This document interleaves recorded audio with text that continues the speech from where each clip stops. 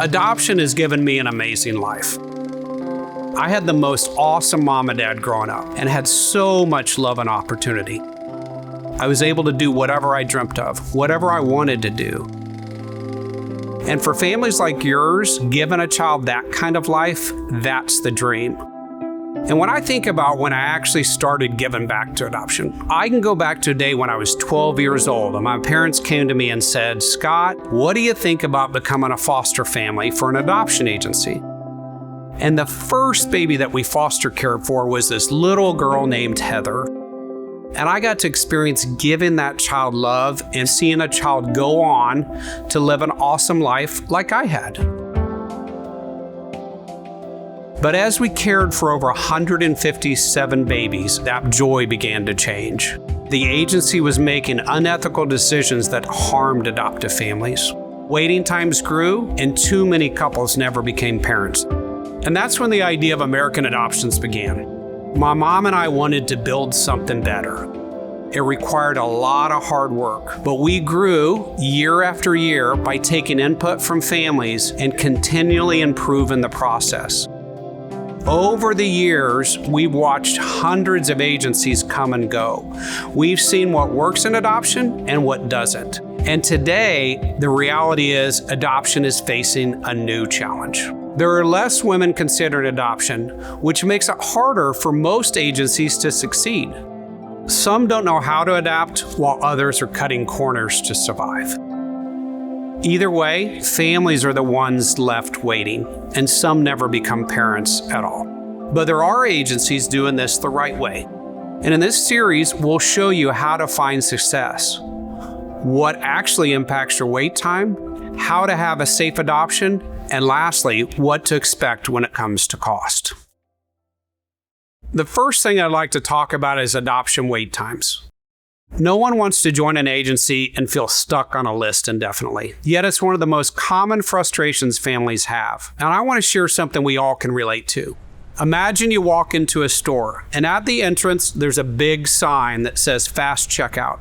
But once you get inside, you see this long line of people and only one register open. Pretty quickly, you'll realize a fast checkout isn't going to happen unless more lanes open up. And adoption works the same way.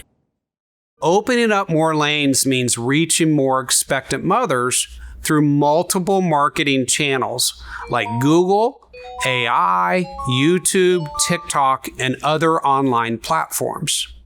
So the more lanes you have open, the more opportunities there are for connections to happen. And one of the clearest ways to compare how many expectant mothers different agencies are reaching is by looking at web traffic. Web traffic measures how many people are visiting from these platforms, giving us a real picture of overall reach.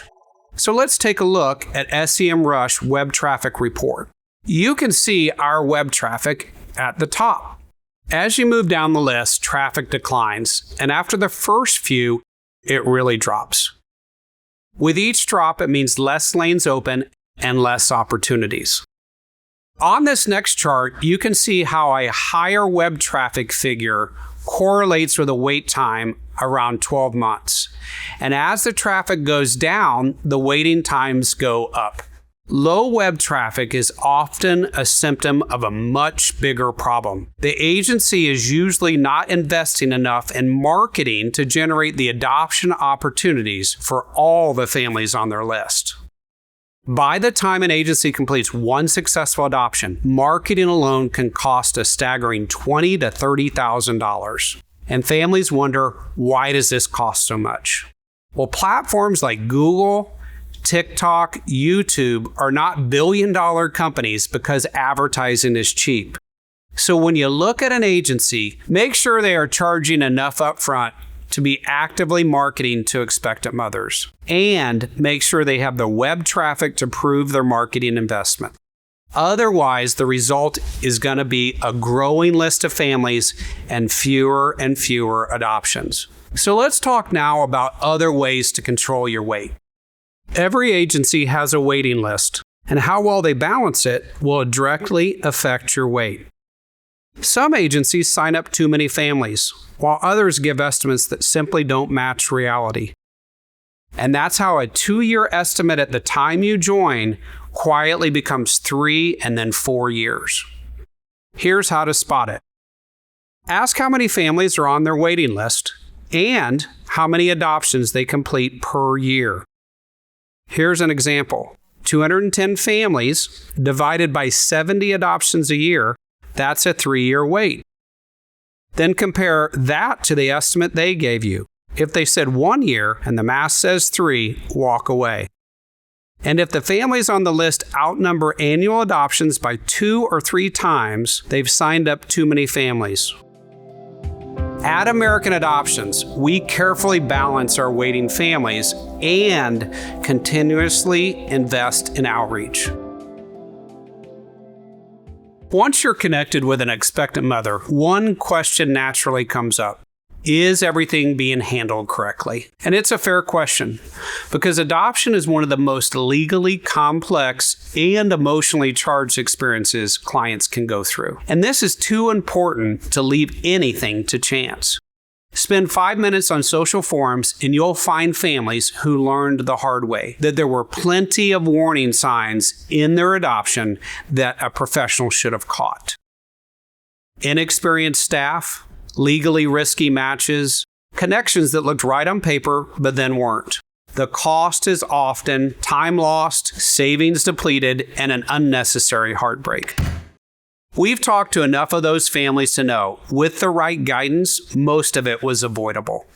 Think of your agency's social work team as the pilots of your adoption, trying to get you safely to your destination of becoming parents. Very few people would fly with an inexperienced pilot. So why would you want to trust your adoption process to an inexperienced provider?